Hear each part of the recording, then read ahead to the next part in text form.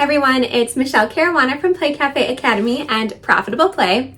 And this is one of my favorite videos to do every single year. So we are going to predict the indoor playground industry trends for 2024. And I promise you, I have a lot of good ones this year, but before we dive in, I just want to explain something really quickly. So it is like the week before Christmas here. I think we're 10 days away as I'm recording this.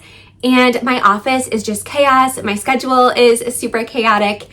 And I'm going to do something that I've been trying out lately on this channel, which is I'm going to take you along for a live recording of my Profitable Play podcast. So this YouTube video is basically going to be, again, me looking into my microphone, recording my podcast. Now I am going to overlay a lot of visuals, a lot of pictures in the editing process. So if you are, again, a visual person or you need to see something as I'm explaining it, this video is going to be for you. But I'm just running so low on time this week and I really want to get this video out before the end of the year. So again, we're just going to do it this way. And you guys seem to really like the last one where I live recorded my podcast as a YouTube video. So again, we're going to do it again. But real quick, again, before we dive into the 2024 trend predictions, I have to show you what my office is like, and I think you're going to understand this a little better. So I had to get my top half ready because my son's school has their holiday party this evening, and the pants that I wanted to wear were in the dryer. So right now I'm rocking my Crime Junkie sweatpants with my party shirt on top. And in this corner of my office is like gift wrapping central. So I have all my Christmas presents, all the presents that I haven't wrapped yet are in my closet. So again, it's just so chaotic. So I really appreciate your patience with this video. We're gonna do our best, but again, I thought it was really important to get this video out as soon as possible. And again, if you are an audio person, you prefer listening to podcasts, I'm going to link the podcast episode in the video description along with all of my other courses, resources. I'm going to mention a lot of additional resources today. So all of that is going to be in the video description. But again, I'm going to share some visuals that I think will really help this topic in this video. So again, if you're a visual learner like me, stay tuned. All right, let's go record this podcast episode. All right, one thing before we get started. You're going to notice a few recurring themes here. First, many of these trends that I'm predicting come as a direct result of more and more play spaces opening every single day, everywhere. Many people who are looking at open spaces are doing so in areas with established competition, which, as I have discussed in other videos, can definitely be a good thing, but it can also create an uphill battle for you if you don't differentiate your business enough. So if I had to choose a word for this year for the play space industry, it would probably be enough. As in, there's enough space for all of us and all of our businesses, or maybe the word would be unique, because if we can lean into our creative and unique differences enough, we can all coexist happily and serve the customers that we were called to. I truly believe that.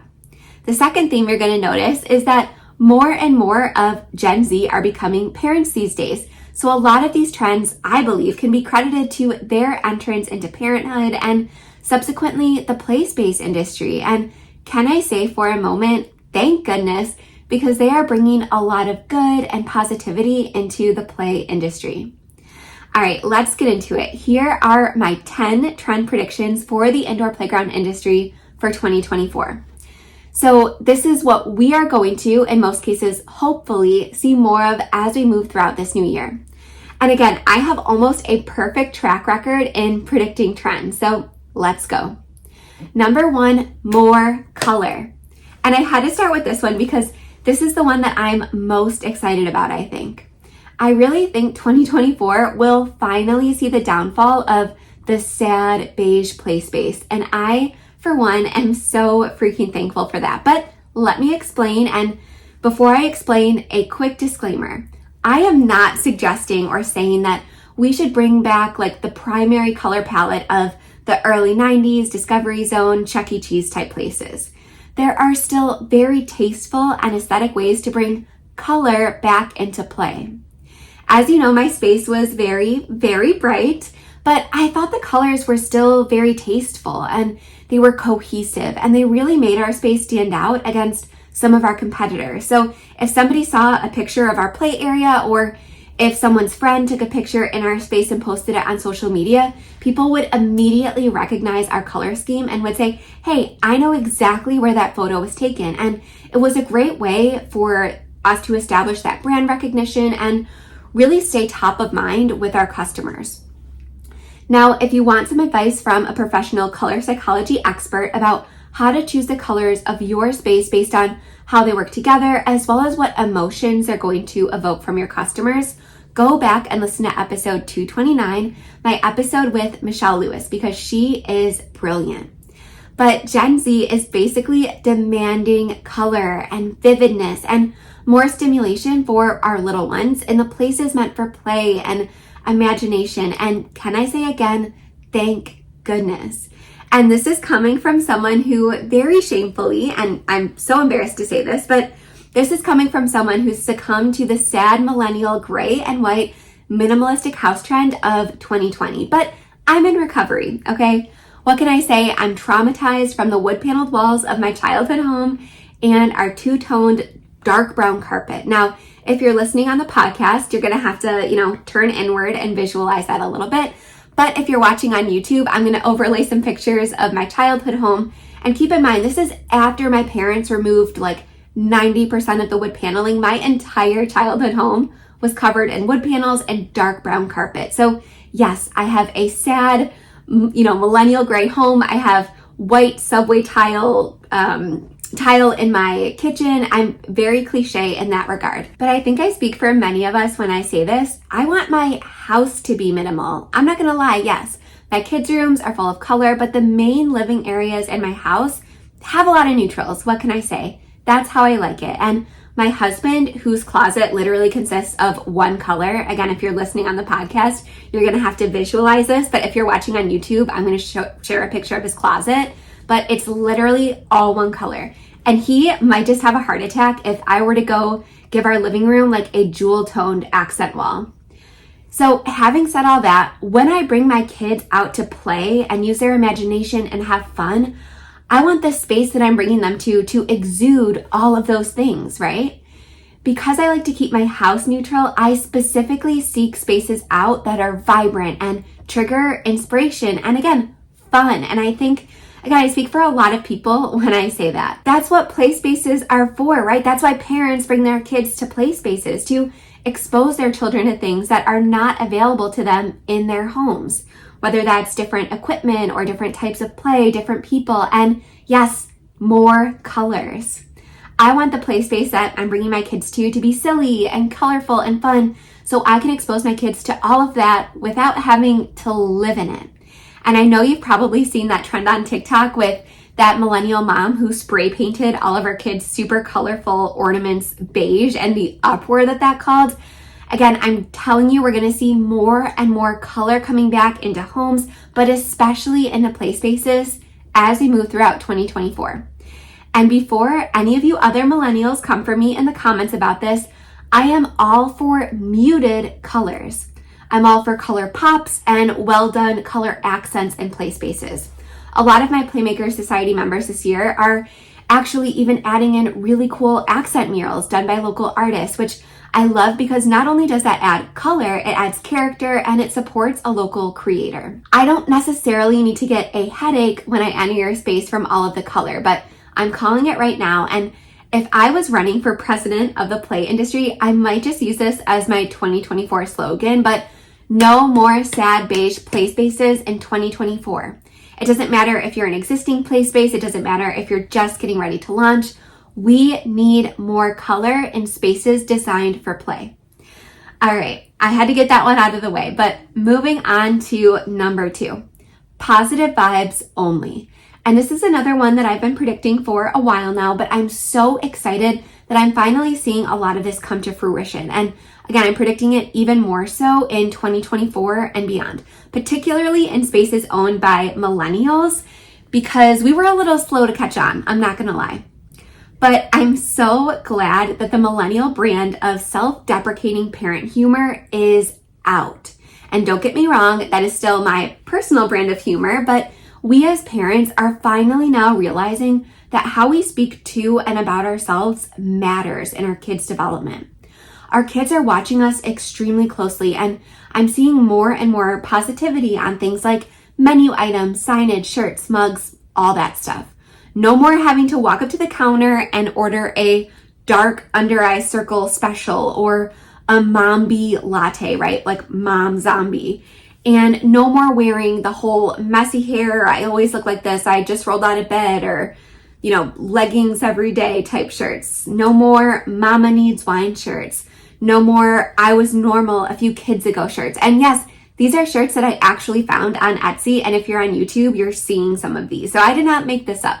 These are all real menu items or real shirts I've seen in the last couple years. And I could have picked a million examples, but you get the idea. Not only are our kids paying attention to how we talk about ourselves, but they're also paying attention to how we treat our bodies and how we talk about them and parenting. So we're seeing a lot more you are enough type shirts. And I see a lot of creators using more inclusive language as well, which I absolutely love. My favorite shirts say, "What a great day to be inclusive," and "Build inclusive playgrounds" from the Able Fable store. But again, overall, just a lot more positivity and positive, uplifting, inclusive talk, whether that be on merch, clothing, or signage. And I love, love, love it. All right, trend number 3, a lean into universal design. Now, I've talked about play spaces embracing accessibility above and beyond the basics of what's required by law the last few years, but I just couldn't leave it off this year's list because it is so important if you want to be successful in the play industry. More and more spaces are embracing universal design from the jump. And if you haven't listened to my podcast series about universal design, to sum it up, universal design in a place-based concept refers to the design and layout of indoor and outdoor recreational areas in a way that ensures they are accessible and inclusive for all people of all abilities, including those with disabilities. It involves creating play environments that can be enjoyed by everyone, regardless of their age, physical or cognitive abilities, or sensory sensitivities. Universal design principles and play spaces may include features like ramps for wheelchair access, sensory-friendly play equipment, inclusive seating areas, and thoughtful layout and spacing to accommodate mobility aids. The goal of universal design and play spaces is to promote inclusivity, encourage social interaction, and provide equal opportunities for all individuals to engage in active play and recreation. And that definition actually alludes to a perfect example of universal design, a wheelchair ramp, right? Even somebody without a disability can run up a wheelchair ramp and use it to access a different level of the play structure.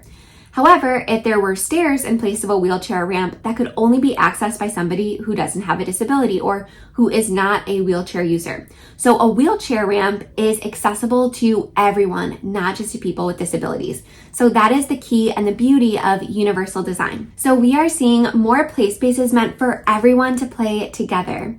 And we're seeing a big drop in spaces created specifically for kids with disabilities, like gyms geared towards autistic kids only, for example. And we're seeing an increase in spaces being designed for all, with all abilities in mind. If you listen to the interview I did with Lindsay, the owner of Spirited Play Labs, which is episode 253, she mentioned how when she secured over $30,000 per month in recurring government funding, specifically to help her serve more families of kids with disabilities, one of the main things that agency was looking for was actually that her space served diverse clients.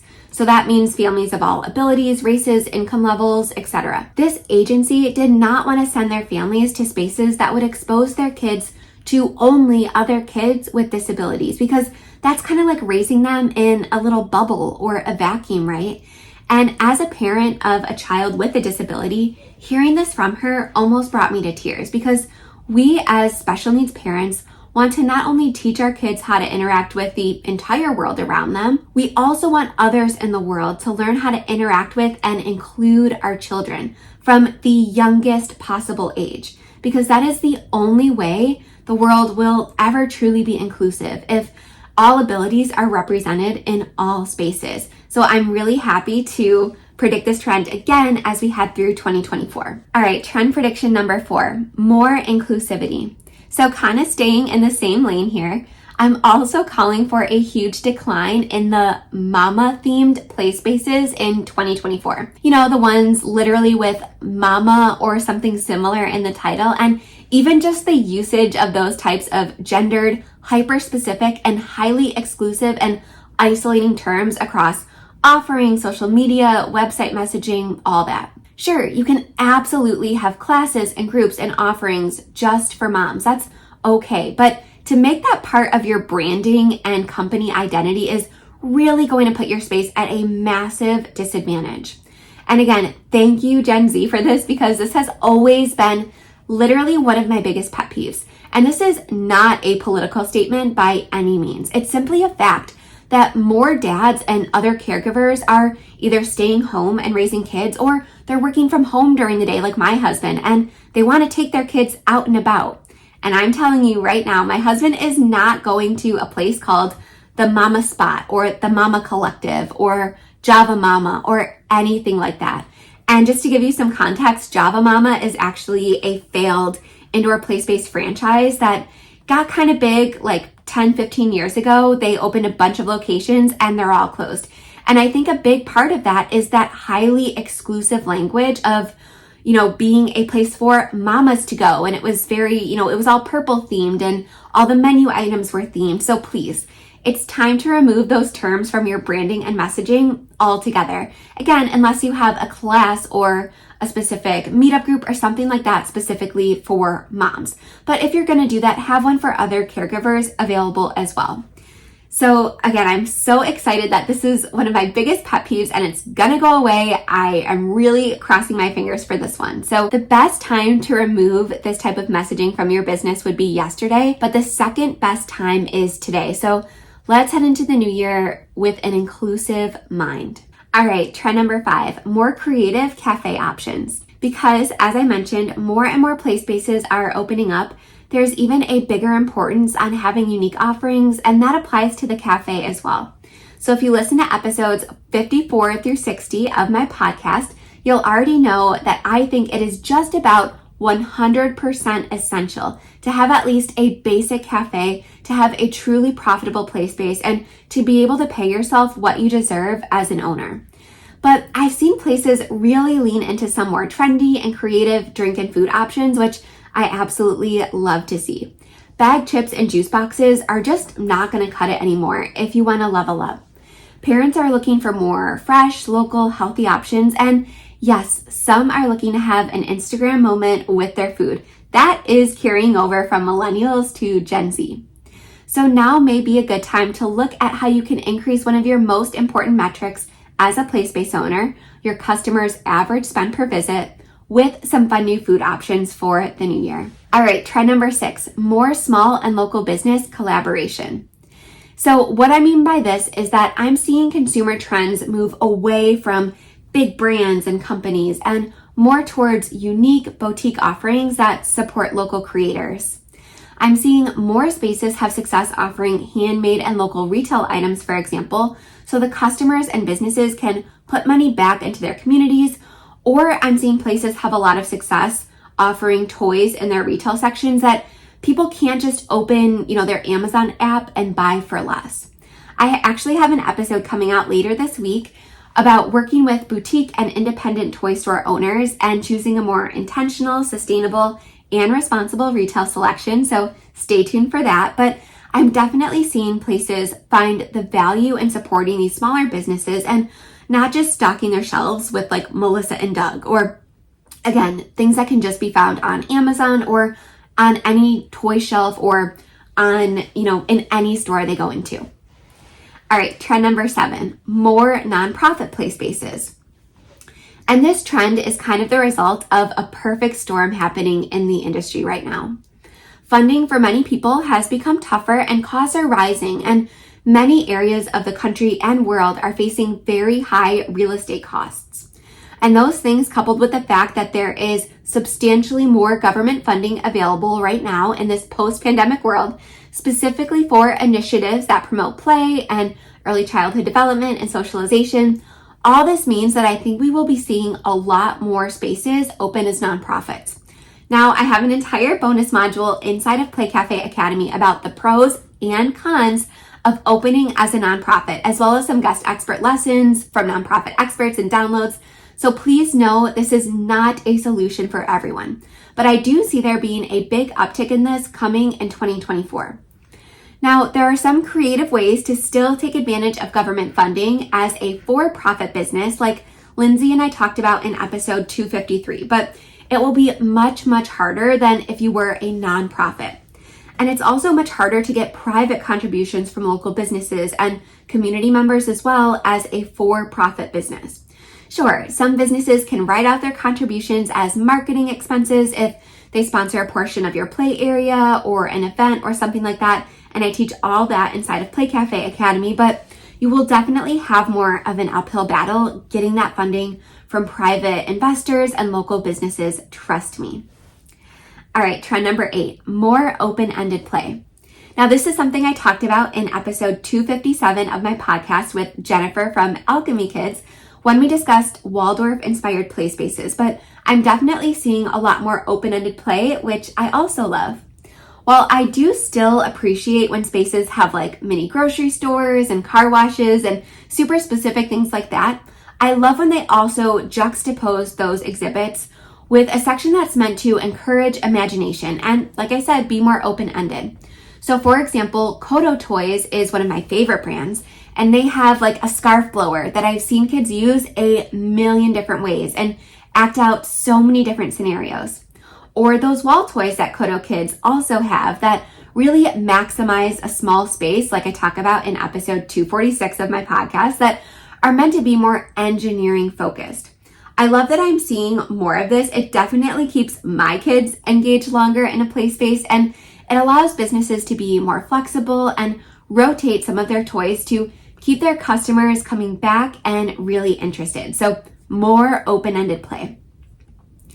All right, trend number 9, and these last two might be a little controversial, but I am expecting a lot less new spaces to open with cedarwork sets and Lilliput play homes, the ones that have been done to death over the last 5 to 6 years especially. So the trend is more custom gross motor structures and play equipment in general.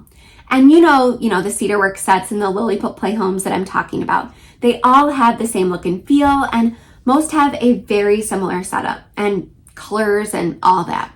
And this is nothing against either company. I do not hate Lilliput or Cedarworks, but like I said, they've been done. When I visit a new play space, I can be like 90% sure that they will either have a Cedarwork structure or a Lilliput play home. And here's the key.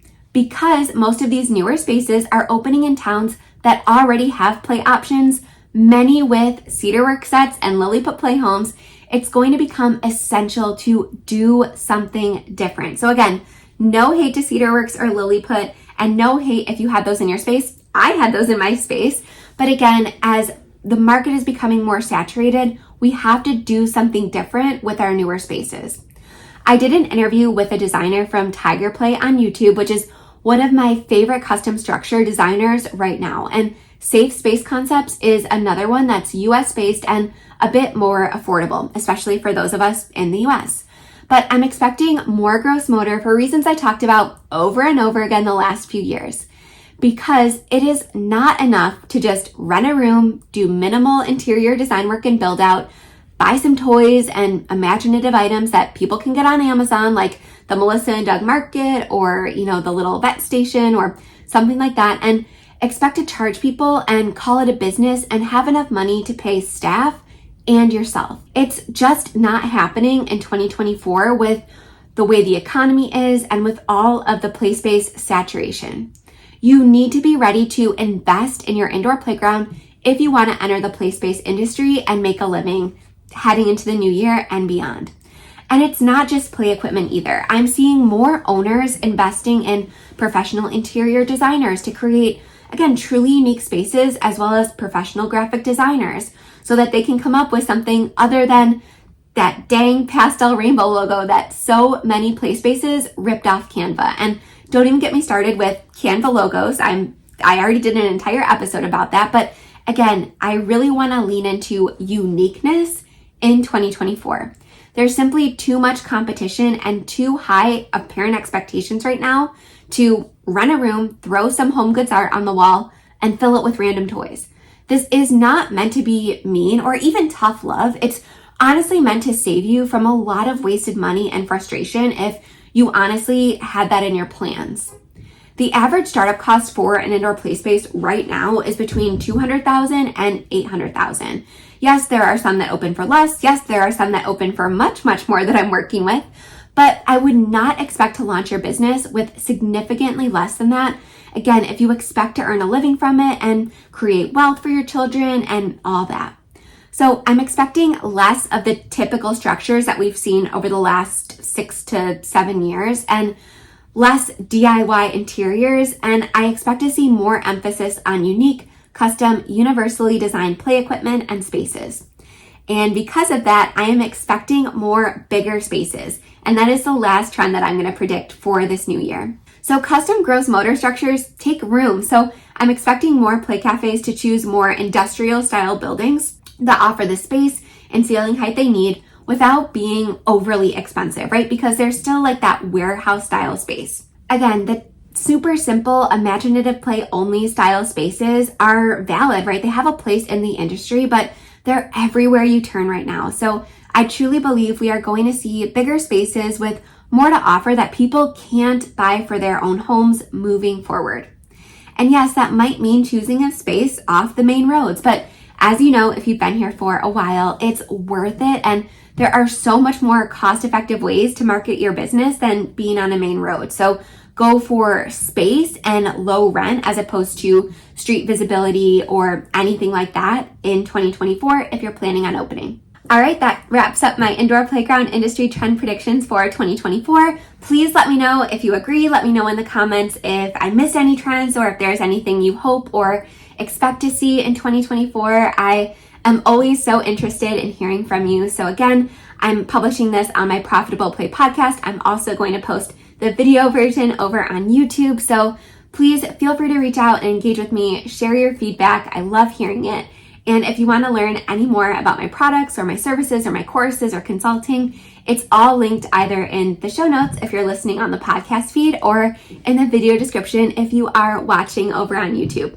All right, have a great day. Have a great holiday season if you celebrate, and I will see you right back here shortly. All right, thanks for watching my live podcast recording. Again, like I said, if you have any feedback, please let me know in the comments. I love hearing from you guys, and I will be right back here with a guest expert interview very soon.